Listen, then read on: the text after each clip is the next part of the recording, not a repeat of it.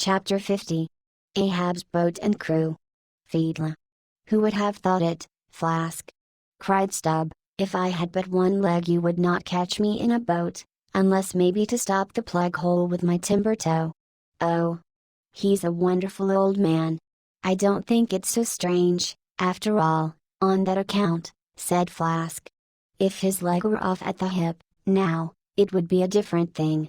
That would disable him, but he has one knee, and good part of the other left, you know. I don't know that, my little man, I never yet saw him kneel. Among whale-wise people it has often been argued whether, considering the paramount importance of his life to the success of the voyage, it is right for a whaling captain to jeopardize that life in the active perils of the chase. So Tamerlane's soldiers often argued with tears in their eyes, whether that invaluable life of his ought to be carried into the thickest of the fight. But with Ahab the question assumed a modified aspect. Considering that with 2 legs man is but a hobbling wide in all times of danger, considering that the pursuit of whales is always under great and extraordinary difficulties, that every individual moment indeed then comprises a peril, under these circumstances is it wise for any maimed man to enter a whaleboat in the hunt? As a general thing, the joint owners of the Pequod must have plainly thought not. Ahab well knew that although his friends at home would think little of his entering a boat in certain comparatively harmless vicissitudes of the chase for the sake of being near the scene of action and giving his orders in person, yet for Captain Ahab to have a boat actually apportioned to him as a regular headsman in the hunt, above all for Captain Ahab to be supplied with 5 extra men as that same boat has crew, he well knew that such generous conceits never entered the heads of the owners of the Pequod. Therefore he had not solicited a boat's crew from them, nor had he in any way hinted his desires on that head. Nevertheless he had taken private measures of his own touching all that matter. Until Quebeco's published discovery the sailors had little foreseen it, though to be sure when after being a little while out of port all hands had concluded the customary business of fitting the whaleboats for service, when some time after this Ahab was now and then found bestirring himself in the matter of making thole-pins with his own hands for what was thought to be one of the spare boats, and even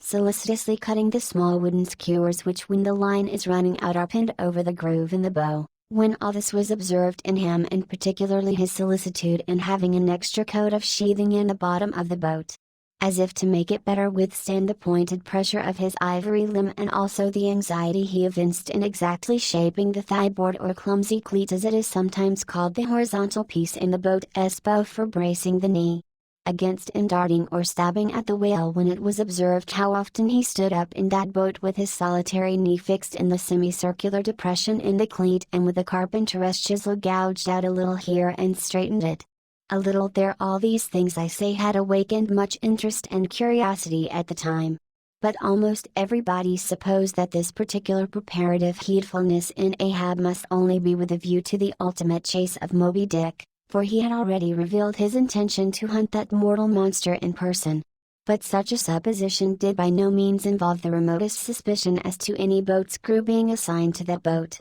Now, with the subordinate phantoms, what wonder remains soon waned away, for in a whaler wonders soon wane. Besides, now and then, such unaccountable odds and ends of strange nations come up from the unknown nooks and ash-holes of the earth to man these floating outlaws of whalers, and the ships themselves often pick up such queer castaway creatures found tossing about the open sea, on planks, bits of wreck, oars, whaleboats, canoes blown off, Japanese junks and what not, that Beelzebub himself might climb up the side and step down into the cabin to chat with the captain, and it would not create any unsubduable excitement in the forecastle. But be all this as it may, certain it is that while the subordinate phantoms soon found their place among the crew, though still as it were somehow distinct from them, yet that hair-turbaned Fedallah remained a muffled mystery to the last. Whence he came in a mannerly world like this, by what sort of unaccountable tie he soon evinced himself to be linked with Ahab's peculiar fortunes, nay, so far as to have some sort of a half-hinted influence, heaven knows, but it might have been even authority over him. All this none knew, but one cannot sustain an indifferent air concerning Fedallah. He was such a creature as civilized domestic people in the temperate zone only see in their dreams, and that but dimly, but the like of whom now and then